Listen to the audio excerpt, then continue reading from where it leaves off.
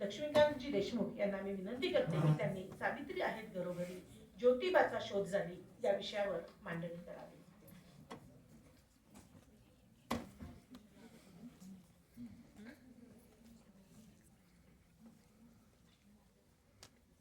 नमस्कार. सावित्री आहेत घरोघरी ज्योतिबाचा शोध जारी. मी सुरुवात करतोय माझ्या व्याख्यान थेटपणे, कारण वेळ खूप झालेला आहे. बाकी उपचार मी पाळणार नाही कारण त्यात वेळ जाणार आहे. लड़कियां कुछ भी कर सकती है, लड़कियां कुछ भी कर सकती है. पूर्ण हा चित्रपट आला होता 2016चा. एक संवाद आहे, सत्य कथा आहे. आंध्र प्रदेशची मालवत पूर्णा नावाची 13 वर्षाच्या मुलीने एव्हरेस्ट जिंकला होता. तिच्या त्या संघर्षाची आणि विजयाची ती कथा आहे. ही पूर्ण मुलगी अत्यंत वेगळी आहे. ती फोकस आहे, डिसिप्लिन आहे, थॉटफुल आहे, येट फन लव्हिंग, म्हणजे आपले ध्येय जगणारी, शिस्तबद्ध, विचारी, तरीही खेळकर अशी मुलगी आहे. म्हणून लड़कियां कुछ भी कर सकती है, लड़कियां सब कुछ कर सकती है. विंग कमांडर योमिका सिंग आणि कर्नल सोफिया कुरेशी जेव्हा ऑपरेशन सिंदूर सुरू होतं तेव्हा दररोज परराष्ट्र सचिवासोबत ह्या दोन महिला सेनानी ब्रीफिंग करत होत्या. एक आकाशात उडणारी योमिका सिंग आणि दुसरी जमिनीवर युद्ध करणारी कर्नल सोफिया कुरेशी. खरं आहे, लड़कियां कुछ भी कर सकती है, सब कुछ कर सकती है. नवऱ्यानं रागाच्या भरात मारलेली एक थप्पड, तिला आलेला आत्मभान, आणि ती घटस्फोट घेऊन मुक्त होते, वेगळी होते. थप्पड सिनेमा.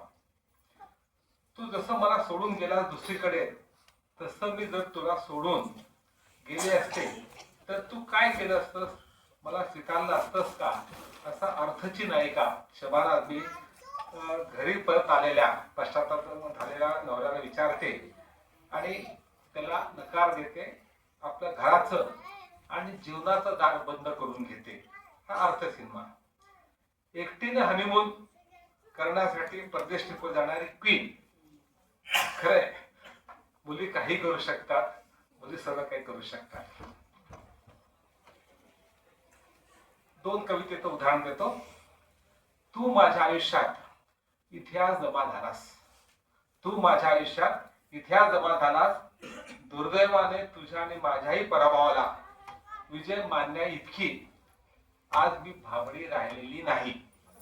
आणि अशा रीतीने तू माझ्या आयुष्यात इतिहास जमा झालास. अंजली कुलकर्णीची कविता आहे. दुसरी कविता. मी शोधते आश्वस्त नजर, मी शोधते अस्वस्थ नजर, शोधते हिरवं अरण्य, शोधते माझं अवकाश. मी ठोकून तयार करते रस्ते, मी वेढली काही स्वप्ने. जिथे नसतील पिंजरे, जिथे नसतील भेसूर चेहरे पाठलाग करणारे, तिथे प्रेमाचा अर्थ फक्त प्रेमच असेल. आणि जिथं जगताना वाटेल मला पुन्हा पुन्हा, जिथं जगावंसं वाटेल मला पुन्हा पुन्हा. मल्लिका अमरशेखची ही कविता आहे.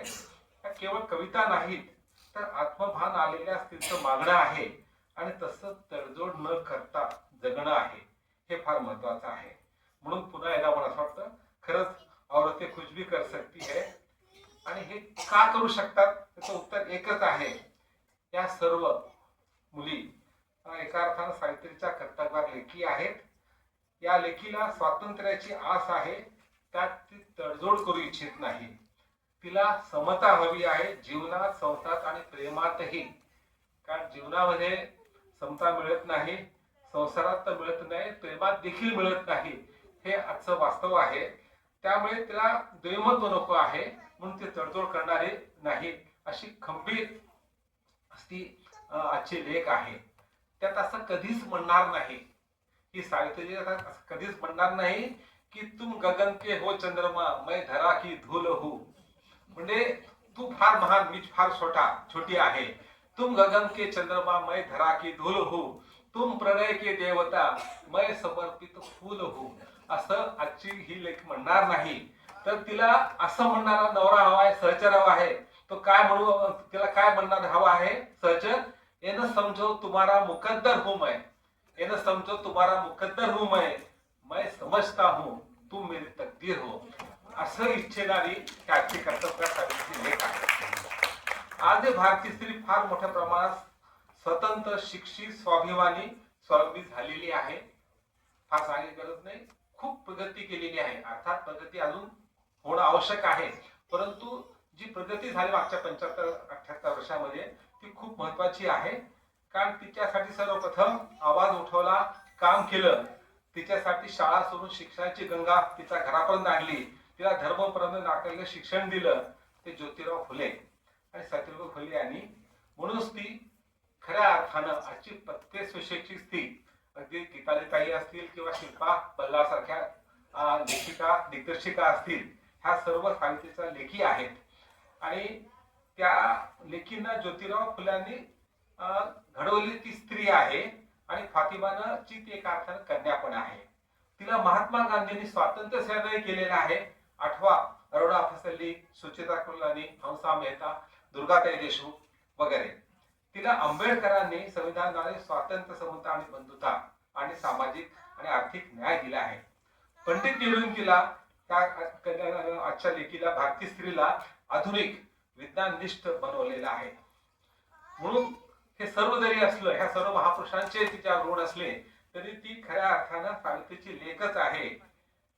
म्हणून असं मला आज घरोघरी सावित्री आहेत, पण मला एक पुरुष म्हणून एक खंत आहे की प्रत्येक घरी ज्योतिबा का नाही, प्रत्येक घरी ज्योतिबा का नाही.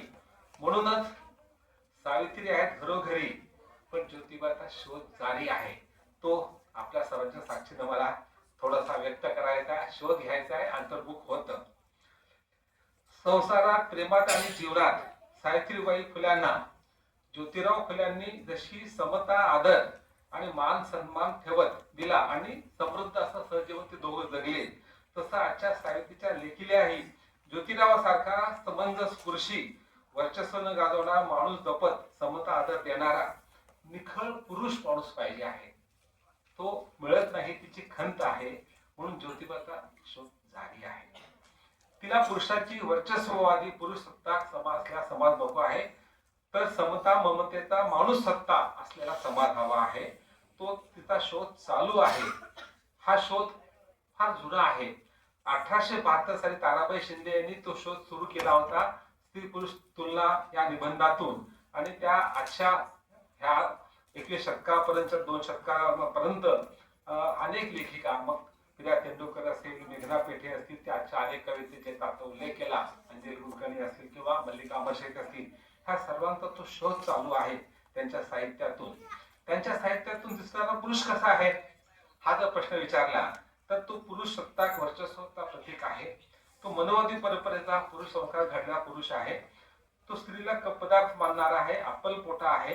तथाकथित सभ्य पुरुषाचं घराचं वर्तन देखील मालकी हक्काचंच असतं आणि स्त्रीला मोठी ठेव घेणार असतं. तो तिला घरात समता देत नाही. त्याचं प्रेम, माया पण मालकी हक्काची ती हे असते, वर्चस्ववादी असतं. ताराबाई हे जे मला असं वाटतं की फार अतिरंजित आजचे पुरुष बदलले, आधुनिक युग आहे, परंतु मी पुढे ते सांगणार आहे. काही सर्वेचे आकडे पण देणार आहे, मग तुम्हाला कळू जेन जी काय इच्छा करते हे तुम्हाला सांगणार आहे शेवटी. तर ताराबाई शिंदेच्या निबंधातला पुरुष कसा होता 1872 सालचा, त्याला कोणता स्त्री धर्म अभिप्रेत होता हे सांगताना ताराबाई अतिशय परखड लिहितात. स्त्री धर्म म्हणजे काय?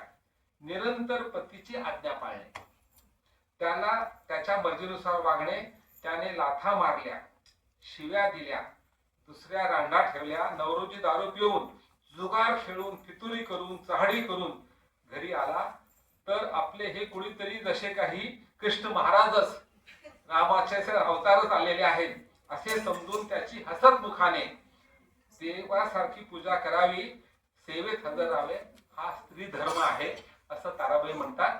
हा स्त्री धर्म ताराबाईंनी प्रथम स्पष्टपणे नाकारला होता. कारण पुरुषांना धर्मप्रमाणे दिलेले वरचे स्थान त्याने प्रश्नांकित केलं होतं. थोडक्यात स्त्री दुय्यम का आहे, आम्हाला तुम्ही दुय्यम का होता हा प्रश्न तेव्हा त्या काळी ह्या निबंधातून समाजाला विचारला होता. कारण त्याही त्या काळच्या शिक्षण घेतलेल्या होत्या. एका अर्थात ताराबाई सुद्धा सावित्रीची ती आद्य शिक्षित आणि बंडखोर असलेली लेख होती. पण त्या काळचा पुरुष मात्र पुरुषी वर्चस्व गाजवणारा होता, हे आपल्याला लक्षात घ्यायला पाहिजे. Cut to present, flash forward. इथं सुरू सुटकर बसले त्यामुळे फ्लॅश फॉरवर्ड शब्द सुचला मला बोलता बोलता. आता आजच्या काळात येऊया. एक उदाहरण देतो. उदाहरण खूप आहे परंतु वेळ फार कमी, आपल्याला आणखी 15 मिनिटं संपायचं आहे. प्रिया तेलुगूचे फक्त एका कथेचा उल्लेख करतो. ते कथेचं नाव आहे नकटीच्या लग्नाला. त्यातला तो पुरुष किंवा नायक जो आहे, तो नायक नाहीच आहे, तो खलनायक व्हायला पाहिजे. तो असं म्हणतो, मी काहीही करीन, मी काही करीन कारण मी पुरुष आहे. कथेतलं वाक्य आहे, माझ्याकडे पुस्तक आहे. मी काही करीन कारण मी पुरुष आहे. तू माझी बायको असणार आहेस. माझ्या बायकोने इतर पुरुषासोबत काम करणं मला पसंत नाही. 1995-98 ची कथा संग्रह आहे, त्यातली कथा आहे.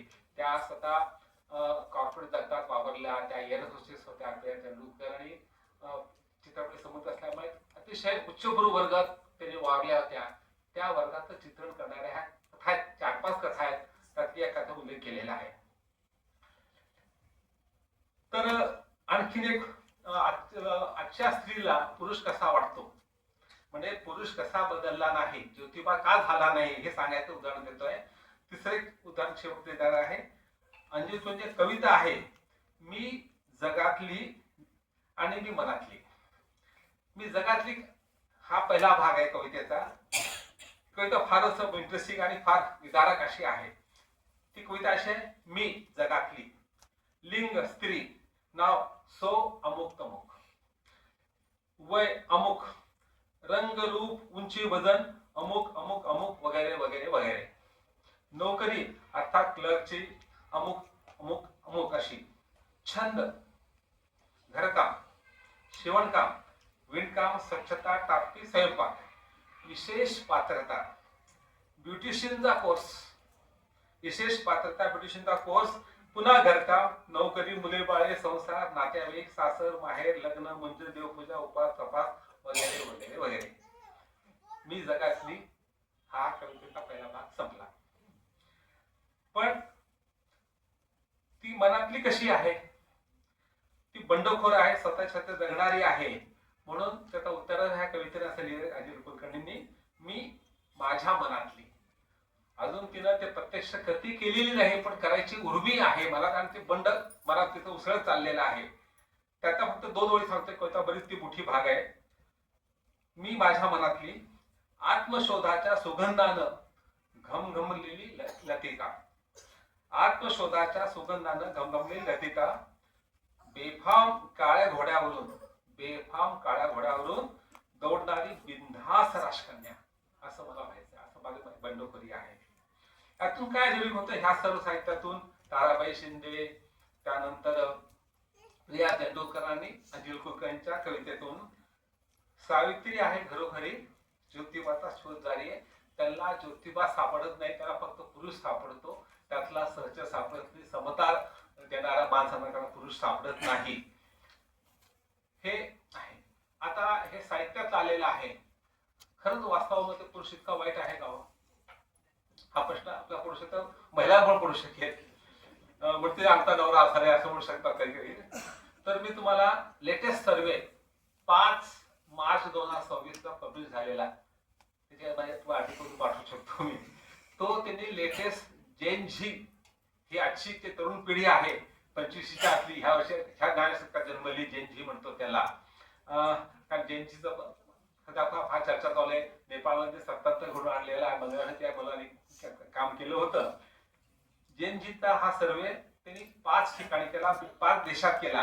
ब्रिटनला केला, अमेरिकेत केला, ब्राझील, भारत आणि ऑस्ट्रेलिया. त्यातले निकाल आपल्याला वाचल्यानंतर धक्का वाटते. जेन झी असे आहेत का, असा प्रश्न पडेल. आधी भारताचं 3 मुद्दे सांगतो सर्वेक्षणाचे, फक्त चर्चा करत नाही, फारसे पण सांगतो.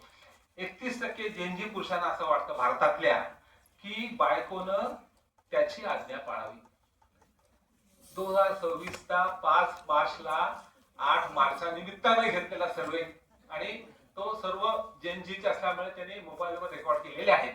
म्हणजे पुढे म्हणू शकतो हे चुकीचं आहे. 24% जेनजी पुरुषांना असं वाटतं की स्त्रीनं अति स्वतंत्र व आत्मसिद्ध असं वागू नये, किमान समाजात तसं दाखवू नये. खरंय. 21% जेनजी पुरुषांना वाटतं की त्यांनी जर बाल संगोपनात मुलं वाढवताना बायकोला मदत केली तर त्यांचं पौरुष्य, त्यांचा रक्तनेसपणा, मस्क्युलिनिटी कमी होईल आणि ते इतर लोक आपलं नाव ठेवतील. आता ह्या 5 देशांचा एकंदरीत तो सर्वे झाला त्या भारतामध्ये आणि 5 देशाचं एकत्र जे रिस्पॉन्डंट होते त्याच्यातून त्यांनी अनालिसिस केलं. काय सांगितलं, फार फरक नाही, आकडेवारी थोडी वाढलेली आहे. 31% पुरुषांना जगातल्या ह्या 5 देश आहेत, हे 5 खंडातले 5 देश आहेत. पुन्हा सांगतो, ब्रिटन, युरोप मधला, USA, अमेरिका, ब्राझील, आफ्रिकेमधला, भारत, आशियामधला, ऑस्ट्रेलिया स्वतंत्र खंड.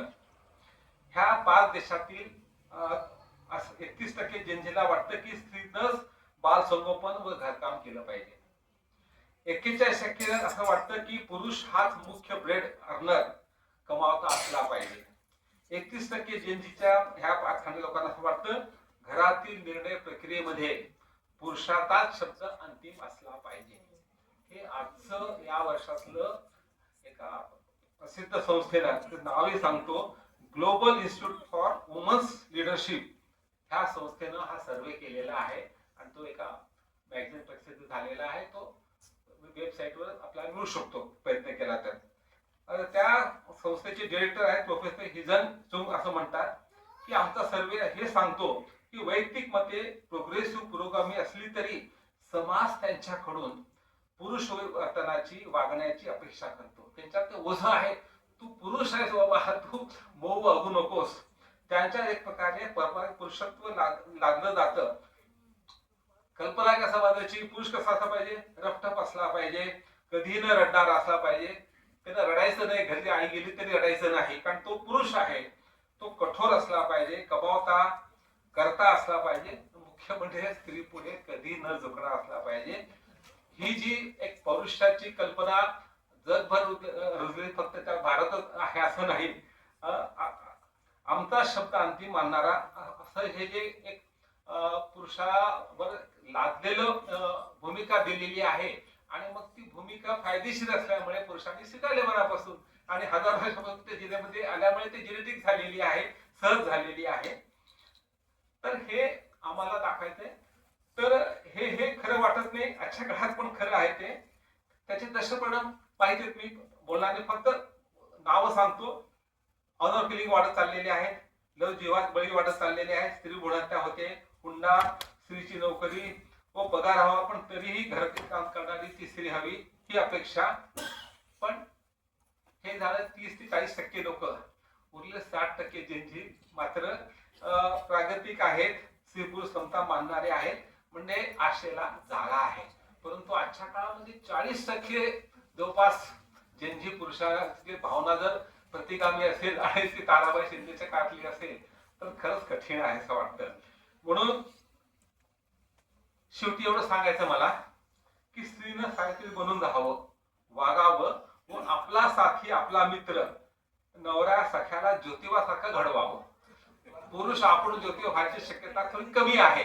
तर आता स्त्रीनं कर्तव्यगार सावित्री झालेली आहे, तेव्हा ज्योतिबाला सावित्री घडवली, आता सावित्रीनं ज्योतिबा घडवण्याचे दिवस आलेले आहेत. तसं करावं आणि त्यावेळी ज्योतिबा घडवण्याचं केलं पाहिजे. तरच हा जो शोध आहे, सावित्री घरोघरी आहे, तर घरोघरी ज्योतिबा सावरायचा असेल तर बाहेर शोध घ्यायची गरज नाहीये, तर ती करता येते. आता हे जबाबदारी स्त्रीची आहे, कारण पुरुषाला प्रवेश मिळतात ते तो सोडणार नाही सहजासहजी. म्हणून आपल्याला विषय प्रयत्न केला पाहिजे आणि स्त्री करू शकते, कारण तिथं संवाद कौशल्य चांगलं असतं आणि एक हातोटी असते.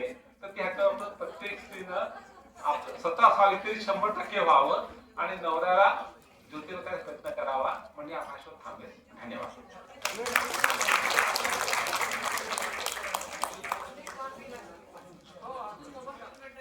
मगाशी मी शिल्पा बल्लाळांच्या फिल्मच्या आधी म्हटलं होतं, हसत खेळत घणागती टीका. हे शिल्पा बल्लाळ फिल्म पार्ट 2 दिसलं. गीताली ताई अध्यक्षीय भाषण करतात. नमस्कार सगळ्यांना सबरंगी जय भीम आणि दोस्ती जिंदाबाद.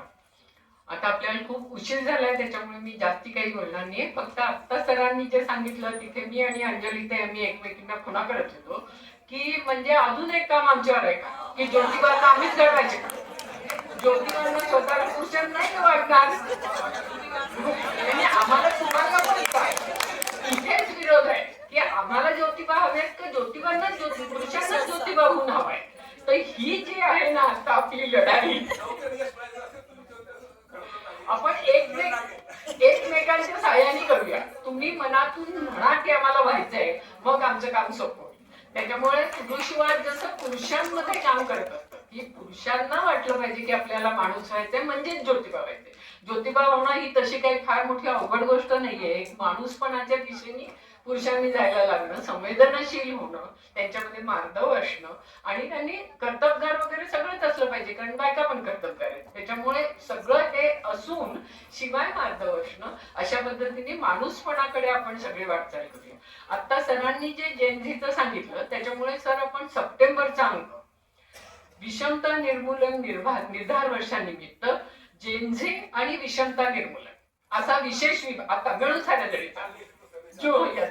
जून मध्ये तो अंक करतो, सप्टेंबर मध्ये करतोय आणि जून मध्ये आपण पुन्हा विषमता निर्मूलन निर्धार वर्षानिमित्त एक विशेष विभाग करणार आहोत जो आपण बाबा आढावांना अर्पण करणार आहोत अंक. कारण आता पहिल्यांदाच बाबांची जून मध्ये जयंती असेल आणि तेव्हा बाबा नाहीये.